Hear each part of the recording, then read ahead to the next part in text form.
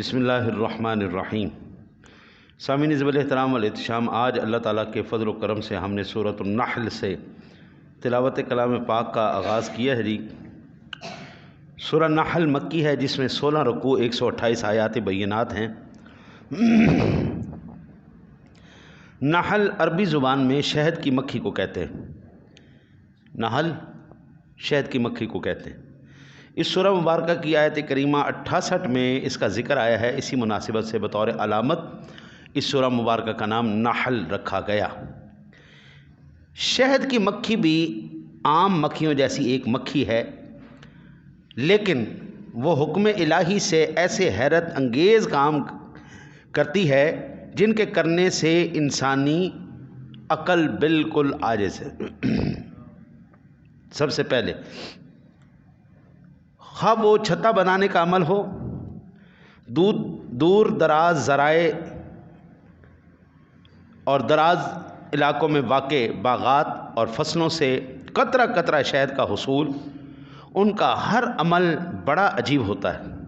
उनके बनाने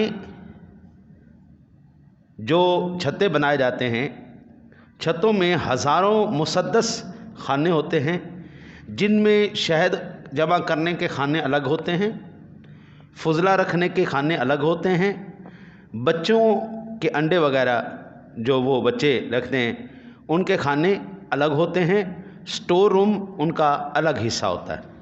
एक छोटी सी ममलिकत की एक मलका हुक्मरानी करती है। इसके हुक्म से मुख्तलिफ़ ड्यूटियाँ लगती हैं। कुछ मक्खियाँ दरबानी यानी सिक्योरिटी पर मामूर होती हैं, कुछ अंडों की हिफाजत पर, बाज़ नाबालिग बच्चों की देखभाल करती हैं, बाज़ इंजीनियर और छत्ते की तलाश खराश में लगी रहती हैं। जब किसी मक्खी को तलाश और जुस्तजू के बाद शहद मिल जाए, वो बाकी मक्खियों को वहाँ लेकर जाती है, और एक मक्खी जिस फूल को निचोड़ ले तो वहाँ एक ख़ास किस्म की निशानी लगा देती है, ताकि बाद में आने वाली मक्खी का वक्त ज़ाया ना हो। और सुभान अल्लाह यार, मैं कुर्बान जाऊँ, मक्खी की एक ख़ासियत है शहद की मक्खी, ये फूलों से रस को चूसती है ना, तो मेरे सोने नबी पे दरूद पढ़ना शुरू कर देती है। मेरे सोने नबी पे दरूद पढ़ती पढ़ती पढ़ती पढ़ती ये छत्ते तक आती। बाज़ मक्खियाँ ऐसी होती हैं जिन्होंने असी अपनी ज़ुबान कहते हैं भाभी भाभी मक्खियाँ भी होंगी, वो चूस लैंदियां ने, लेकिन नबी ते दरूद नहीं पढ़दियाँ। आप ना छत्ते के पास देखना, वहाँ पे छत्ते के अंदर एक सिक्योरिटी अमला होता है जी, सिक्योरिटी गार्ड होता है, जिसके ना आगे ऐसे ऐसे जैसे वो लगे होते हैं ना जी, बिच्छू के आगे कटर लगे होते हैं। वो मक्खी जो बेदरूदी मक्खी आती है ना जी, तो बेदरूदी मक्खी आई तो गंदी मक्खी हो गई। बेदरूदी मक्खी गंदगी पे बैठेगी, जब वो छत्ते पे आती है ना तो वो यासूब कहलाता है। वो जो मक्खा होता है बड़ा, वो सबसे पहले आते साथ ही मक्खी का मुंह सूंघता है। उस मक्खी ने दरूद पढ़ा है या नहीं पढ़ा, वो पाक हो के आई है या नहीं आई। दरूद पढ़ पढ़ के मेरे सोने नबी थे जो लेके आ रही है, वो शफा लेके आ रही है कि बीमारी लेके आ रही है। अगर वो सूंघता है बेदरूदी, उस टाइम विचों कट मार के 2 टुकड़े करके थल्ले सुट देता। आप शायद के हाँ छत्ते के पास आप देख लेना, कई मक्खियाँ नीचे कटी पड़ी होंगी, वो बेदरूदी मक्खियाँ होती हैं। हुजूर जो इस ज़माने में भी आज भी बेदरूदा बंदा है ना जी, हजरत जी, ना रब दी बारगाह च उनदी कोई वैल्यू जे, ना इस दुनिया में ना आखिरत में। इन्नल्लाह व मलाइकतहू युसल्लूना अलन नबी या अय्युहल्लज़ीना आमनू सल्लू अलैहि व सल्लिमू तस्लीमा। और दुरूद के बगैर तो है ही कोई नहीं गुजारा जी। हम तो अल्हम्दुलिल्लाह झूम के पढ़ते हैं, अस्सलातु वस्सलामु अलैका या रसूल अल्लाह, अस्सलातु वस्सलामु अलैका या हबीब अल्लाह। हम तो झूम झूम के पढ़ते हैं, और हम कहते हैं मैं सो जाऊं या मुस्तफ़ा, कहते कहते खुले आंख सल्ले अला, कहते कहते हमारा सोना भी दरूद पर हो, हमारा जागना भी दरूद पर हो। अच्छा जी, अल्लाह ताला हुक्म फरमा रहा है कि ये जितने भी मक्खी काम करती हैं ना, ये सारे के सारे हमारे हुक्म पर सर अंजाम दे रही हैं। 1000 साल तक भी शायद पड़ा रहे, ख़राब नहीं होगा, क्योंकि दरूद पढ़ के जो बनाया गया है हजरत जी, 1000 साल तक भी पड़ा रहे। और कितनी शफ़ाएँ कितनी शफ़ाएँ कितनी शफ़ाएँ। وہ مکھی کی تھوک ہے جناب جو درود پڑھ کے جمع کرتی ہے اور ہر ایک بیماری کی اللہ اس کو شفا بنا دیتا ہے۔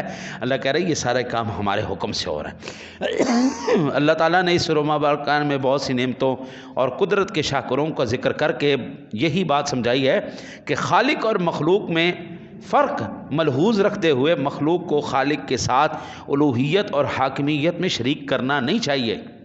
اللہ اللہ ہے، مخلوق مخلوق ہے، بندہ بندہ ہے، رب رب ہے، اس کو آپس میں ملانا نہیں۔ پھر ہم نے سورہ بنی اسرائیل کی ابتدا کی ہے جی۔ مکی صورت ہے، 12 رکوع ہیں، 111 آیات مقدسات۔ بنی اسرائیل حضرت یعقوب علیہ السلام کی اولاد کو کہتے ہیں، چونکہ سورہ مبارکہ میں بنی اسرائیل کے 2 مرتبہ تباہی کا ذکر کیا گیا ہے، اسی مناسبت سے سورہ مبارکہ کا نام بنی اسرائیل رکھا گیا۔ اس سورہ مبارکہ میں معراج النبی صلی اللہ علیہ وسلم کا ذکر بھی ہے، اس لیے اس کو سورۃ الاسراء بھی کہتے ہیں۔ حضرت ام المؤمنین عائشہ صدیقہ رضی اللہ تعالیٰ عنہ بیان کرتی ہیں کہ حضور نبی اکرم صلی اللہ علیہ وسلم سورہ بنی اسرائیل اور سورہ زمر کی تلاوت کیے بغیر بستر پر نہیں لیٹتے تھے۔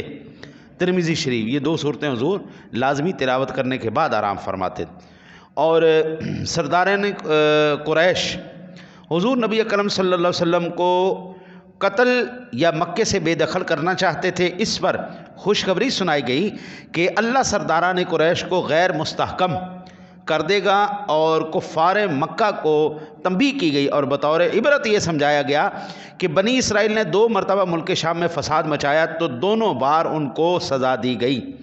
پہلی بار 721 قبل مسیح میں، اس وقت جب بنی اسرائیل نے تورات کو جھٹلاتے ہوئے حضرت شعیب علیہ السلام کو قتل کر دیا تو اللہ تعالیٰ نے بخت نصر جیسے جابر بادشاہ کو مسلط کر دیا، جس نے ہزاروں بنی اسرائیل قتل کر کے بیت المقدس میں خوب تباہی مچائی۔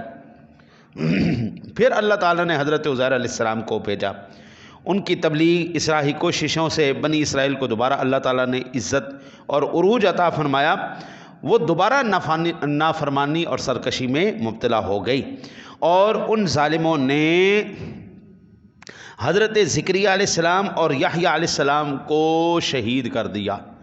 دونوں اللہ کے نبیوں کو انہوں نے شہید کر دیا۔ جب بھی کبھی حضرت جی نبی کی گستاخی کی جاتی ہے، اللہ کی غیرت گوارا نہیں کرتی اس قوم کو جو ہے نہ زندہ رکھ جائے، پہلے ہوں بعد میں ہوں آج ہوں۔ جب بھی نبی کی گستاخی کی جائے گی اللہ اس قوم کو صفحہ ہستی سے مٹا دے گا، اس قوم کو ذلیل و رسوا کر کے ٹکا ٹوکری کر کے رکھ دے گا۔ جب انہوں نے ایسا کیا تو قانون قدرت دوبارہ پلٹا، پھر بابل کے ایک ظالم بادشاہ ٹائٹس نے 70 عیسوی میں حملہ کر کے اسی طرح کی تباہی مچائی۔ حضرت جی جو قوم قرآن سے روگردانی کرے، اللہ اور اس کے رسول صلی اللہ علیہ وسلم سے دامن کو چھڑوائے، معاشرتی اقدار اور منشور ان کے تباہ و برباد ہو کے رہ جاتے ہیں، پلے ان کے کچھ بھی نہیں رہتا۔ اس سورہ مبارکہ میں اسلامی ریاست کے معاشرتی اقدار اور منشور بھی تفصیل کے ساتھ بیان ہوئے، جبکہ سورہ مبارکہ کے آخر میں یہ پیشن گوئی بھی کی گئی ہے کہ قرب قیامت میں اللہ تعالیٰ بنی اسرائیل کو ایک جگہ جمع کر دے گا، اور پھر یہی مقام ان کی تباہی کا مقام ثابت ہوگا۔ اے یہودی اکٹھے ہو رہے ہیں نا بنی اسرائیل، ہاں جی گریٹر اسرائیل بنا رہے ہیں نا حضرت جی، یہ اپنی مرضی سے نہیں بنا رہے، یہ سمجھتے ہیں کہ ہم ساری دنیا سے یہودی اکٹھے کر کر کے ان کو فری ہم جناب وہاں کی سٹیزن شپ دے رہے ہیں، نہیں نہیں، اللہ ان کو اکٹھا کر رہا ہے۔ سارے یہودی اکٹھے ہو بھائی، چلو سارے اکٹھے ہو تو ان کو اکٹھا کر کے مارنا ہے، یہ پورے مسلمانوں کو تباہ۔ ہاں اب پڑھ کے دیکھ لینا یہ سورہ مبارکہ، اس کا آخری حصہ پڑھ کے دیکھ لینا آپ کو، اب گریٹر اسرائیل بن رہا ہے یا نہیں بن رہا، ساری دنیا اکٹھی ہو رہی ہے یا نہیں، یہودی اکٹھا ہو رہا ہے یا نہیں ہو رہا۔ وہ اس واسطے اکٹھا ہو رہا ہے، وہ کی کہندے نے جدو گدڑ دی موت ہوندی ہے تو کدھر منہ کردا ہے، شہر منہ کردا ہے جی، یہودیہ دی موت آئی ہے وہ اسرائیل بنا رہے ہیں۔ آگے ہم نے سورہ کاف پڑھی ہے جی، سورہ کاف مکی ہے، 12 رکوع ہے، 110 آیات بینات ہیں۔ کاف عربی زبان میں غار کو کہتے ہیں۔ چونکہ سورہ مبارکہ میں اصحاب کہف یعنی غار والوں کا قصہ تفصیل کے ساتھ بیان ہوا ہے، اسی مناسبت سے سورہ مبارکہ کا نام کہف رکھا گیا۔ حضور نبی اکرم صلی اللہ علیہ وسلم کا ارشاد گرامی ہے، جو شخص مسلم شریف کی حدیث پاک ہے 10 آیات مقدسات سورہ کہف کی پہلی زبانی یاد کر لے اور روزانہ ان کی تلاوت کرے، اللہ تعالیٰ اس کو فتنہ دجال سے محفوظ رکھے گا۔ یہ مسلم شریف کی حدیث ہے۔ اور تم میں سے جو شخص دجال کو پائے اسے چاہیے کہ وہ سورہ کہف کی ابتدائی آیات پڑھے، اس لیے کہ یہ دجال کے فتنے سے پناہ دینے والی صورت ہے۔ یہ ابو داؤد شریف کی حدیث پاک۔ سامعین، ایسا تبھی ممکن ہے جب یہ آیات مقدسات یاد ہوں، آدمی پڑھتا رہے۔ مفسرین نے لکھا ہے کہ اس سورۃ مبارکہ کا موضوع مارکہ ایمان اور مادیت ہے، چنانچہ اس سورہ مبارکہ کا آخری دور کے فتنوں سے خاص تعلق ہے، جس کا سب سے بڑا علمبردار دجال ہوگا۔ یہ سورہ مبارکہ اہل ایمان کو دجال کے فتنے سے مقابلہ کرنے کے لیے تیار کرتی ہے۔ اس سورہ مبارکہ میں جتنے اشارے، واقعات، مثالیں بیان ہوئی ہیں، وہ سب ایمان اور مادیت کی کشمکش کو بیان کرتی ہیں۔ اس سورہ مبارکہ کے شروع میں بتایا گیا کہ زمین پر موجود تمام اشیاء کی رنگا رنگی کا مقصد انسان کی آزمائش ہے، چنانچہ ایمان کی آزمائش کے ضمن میں قصہ اصحاب کہف بیان ہوا۔ اصحاب کہف کا ذکر ہوا، دولت کی کمی پیشی کے ضمن میں قصہ موسیٰ اور خضر بیان ہوا، اقتدار کی کمی بیشی کی آزمائش کے ضمن میں، اور اللہ آپ کی خیر کرے قصہ ذوالقرنین بیان ہوا۔ اس صورت کی خاص بات انسانوں کی ایک قوم یاجوج ماجوج کا ذکر ہے، جو اسی زمین پر کہیں پہاڑوں کے پیچھے بند ہیں۔ دجال کے قتل کے بعد وہ اچانک نکلیں گے اور دنیا میں بڑی تباہی پھیلائیں گے۔ مشرکین مکہ نے حضور نبی اکرم صلی اللہ علیہ وسلم سے 3 سوال کیے تھے۔ اصحاب کہف کون تھے؟ ان کا قصہ کیا ہے؟ حضرت خضر اور موسیٰ علیہ السلام کے قصے کی حقیقت بتائیں۔ ذوالقرنین کون تھے اور ان کا قصہ کیا ہے؟ ان تینوں سوالات کے جواب میں اللہ نے یہ سورہ کہف نازل فرمائی ہے۔ سورۃ الکہف کے اندر یہ پورٹلز ہوتے ہیں نا جی، پورٹلز، ہاں جی، دوسری دنیا کے دروازے، یہ ان کا ذکر ہے۔ مفسرین نے یہ لکھا ہے کہ یہ زمین پر ہے، دجال جو ہے، یہ یاجوج ماجوج جو قوم ہے، یہ زمین پر ہے، لیکن میں اس کو بات کو نہیں تسلیم کرتا۔ اللہ وحدہ لا شریک نے جو ذکر کیا ہے نا جی، وہ پورٹلز کا ذکر کیا ہے، ان کے دروازوں کا ذکر کیا ہے، ان کے راستوں کا ذکر کیا ہے۔ بھئی اگر آج ایمان سے بتائیں، بھئی ہزاروں یہ سیٹلائٹیں اوپر اڑ رہی ہیں، زمین کا کون سا حصہ ہے؟ مریانہ ٹرنچ تک تو دنیا پہنچ گئی۔ اگر زمین پر یاجوج ماجوج ہوتے تو اس زمین کا کوئی ایسا خطہ حصہ نہیں ہے کہ جس حصے کو اس وقت ایکسپلور نہیں کیا گیا، سب ظاہر موجود ہے، ہر جگہ کے اوپر سیٹلائٹوں کی نظر ہے۔ بابا یہ کسی اور دنیا سے آتے تھے، وہ پورٹل ذوالقرنین نے بند کیا تھا، وہ انہوں نے دروازہ بند کیا تھا قرب قیام، کیونکہ حضور نے فرمایا ہر اونچائی سے نیچے اتریں گے، اونچائی سے نیچے آئیں گے، تو اونچائی سے کہاں سے آئیں گے؟ بھئی وہ پوڑیاں لان کے تھلے آئیں گے، وہ بھئی پورٹلز اور ہیں۔ جب اللہ وحدہ لا شریک نے طوفان نوح جو نازل کیا تو اوپر سے بھی پانی آیا، نیچے سے بھی پانی آیا۔ وہ پانی حضرت جی اوپر سے آیا تھا، اس سیارے کا پانی نہیں تھا، وہ اس سیارے کا پانی تھا، پھر وہاں سے واپس چلا گیا، کچھ زمین کے نیچے اتار دیا گیا، کچھ کو واپس بھیج دیا گیا۔ میرا رب چاہتا ہے جو مرضی کر۔ وَأَنزَلْنَا السَّمَاءَ، اللہ تعالیٰ نے آسمان سے پانی کو نازل کیا، ٹھیک ہے نا جی، پانی آسمان سے نازل کیا گیا۔ یہ وہ پورٹلز ہیں، یہ وہ دروازے ہیں جن کا ذکر قرآن پاک میں ہمیں بتایا گیا ہے۔ ہم دعا کرتے ہیں اللہ تعالیٰ اپنے حبیب کا صدقہ جی، اللہ اپنے حبیب کے دامن رحمت کے صدقے ہمیں ان بیماریوں سے، بلاؤں سے، اتنے فتنوں سے محفوظ رکھے۔